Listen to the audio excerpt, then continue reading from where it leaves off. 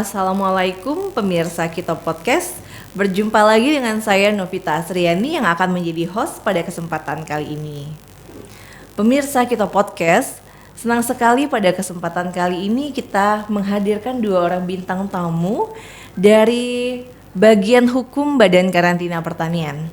Langsung saja saya perkenalkan, di sebelah kanan saya ada Ibu Satria Mutiara SHMH dan di depan saya ada Bapak Nivi Kristember Sondak. Bapak Ibu, boleh kita sapa dulu pemirsa kita podcast di rumah? Oke, Bapak Ibu boleh kita sapa pemirsa kita podcast di rumah dengan salam dari Palembang ya. Jadi kalau misalnya nanti saya bilang salam dari Palembang, Bapak Ibu jawab Kito Paca. Kito Paca. Iya, Kito Paca, Pak. Oke ya. Salam dari Palembang. Kito Paca.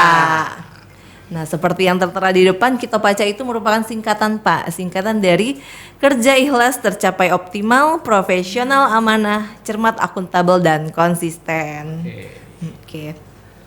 Bapak Ibu senang sekali selamat datang di Kota Pempek.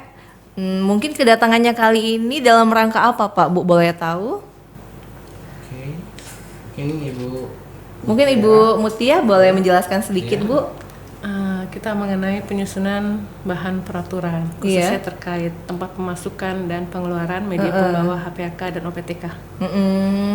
Jadi pemirsa Kito Podcast seperti yang kita ketahui dalam waktu dekat ini mungkin sekitar tahun depan ya Pak ya, benar Pak? Iya. Badan Karantina Pertanian ini akan berubah menjadi Badan Karantina Indonesia, benar begitu ya Pak ya? Mungkin bisa digambarkan atau dijelaskan sedikit Pak nanti bagaimana kedepannya Badan Karantina seperti apa? Oke, terima kasih Ibu dan juga teman saya yang luar biasa nih hari ini sudah memberi informasi yang masalah peraturan ya. Jadi masalah Barantan ini akan mengacu ke Barantim.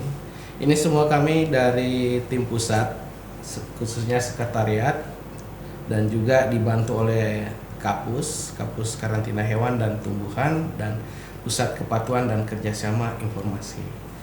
Dan untuk running di tahun 2024 mungkin kita akan bebenah dulu masalah terkait kelembagaan. Kelembagaan itu akan disusun sesuai tupoksi yang ada di sekretariat maupun teknis yang ada di pusat. Acuannya agar UPT yang ada di daerah itu mengacu satu titik poros, yaitu di karantina pusat atau dibilang Barantim. Nah seperti itu. Jadi running tahun 2024 itu kita sudah mempersiapkan semua wadah. Artinya ini kita running ini bersama dengan IKN. IKN ini kan lagi digodok seperti itu. Jadi saya rasa dengan mempersiapkan Barantin ini banyak yang harus dipersiapkan terkait dengan SDM. Seperti itu. Terima kasih. Iya, jadi Pak nanti kedepannya kalau misalnya kita sudah jadi Badan Karantina Indonesia, nanti kita tidak lagi berada di bawah naungan Kementerian Pertanian. Yes. Iya benar begitu Pak. Jadi pemirsa Kito Podcast kedepannya kalau tadinya itu karantina pertanian itu hanya terdiri dari karantina hewan dan karantina tumbuhan. Mungkin nanti setelah bergabung kita akan bergabung dengan karantina ikan ya Pak ya, yang tadinya berada di bawah Kementerian Kelautan. Nanti kedepannya apakah peraturan-peraturan atau SOP-nya banyak yang berubah atau masih garis besarnya sama seperti yang sekarang Pak? Iya, terkait masalah aturan yang sudah dibuat pada tahun 2019 yaitu Undang-Undang 21 tahun 2019 yaitu termasuk karantina hewan, tumbuhan, dan ikan. Artinya aturan yang sudah dibuat itu disusun sesuai dengan sinergitas yang ada di badan karantina maupun yang ada di karantina ikan. Yang mungkin lebih jelas lagi dengan aturan sudah dibuat mungkin dari tim perancang saya atau Ibu Muti bisa ditambahkan. Ibu Muti boleh menambahkan sedikit nanti gimana kedepannya kalau kita sudah menjadi Badan Karantina Indonesia Bu? Ya, yang pasti lebih dengan telah diundangannya PP kita nomor 29 tahun 2023 ini otomatis kita harus lebih fokus ke dalam peraturan pelaksananya, di mana peraturan pelaksana itu menjadi delegasi, amanat delegasi yang disampaikan oleh PP kita. dalam bentuk peraturan kepala badan. Seperti itu Kurang lebih seperti itu ya. Jadi pemirsa Kita Podcast, sebenarnya undang-undangnya ini udah dari tahun 2019 ya Pak ya dikeluarkan, dicetuskan. Tapi peraturan pemerintahnya ini baru ada di tahun 2023 ini.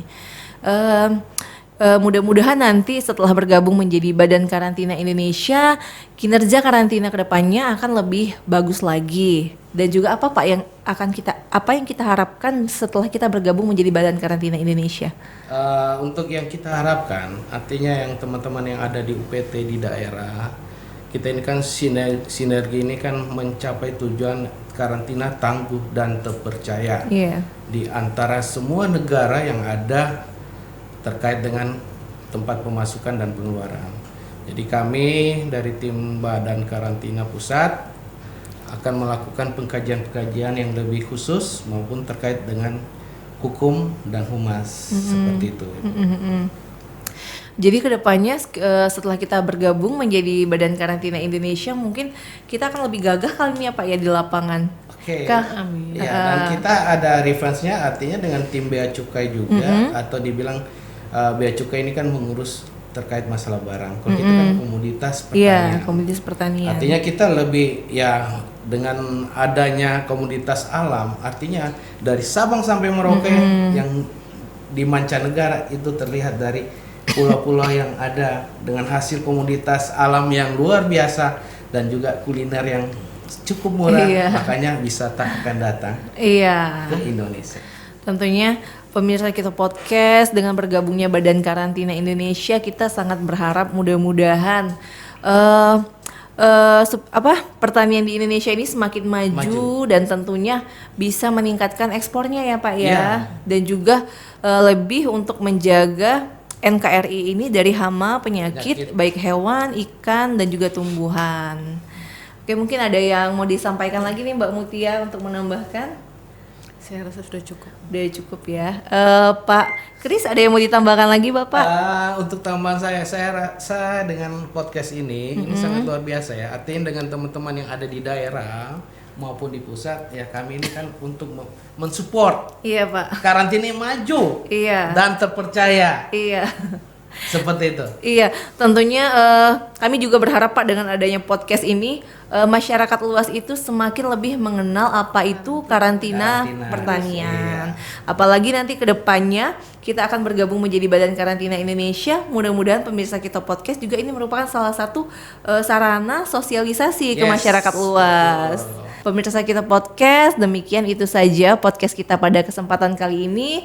Kami ucapkan terima kasih Bapak, Ibu atas kesediaan waktunya bergabung bersama podcast kami. Kedepannya mungkin jika ada nanti tamu dari pusat lagi, kami juga akan mengajak ke sini.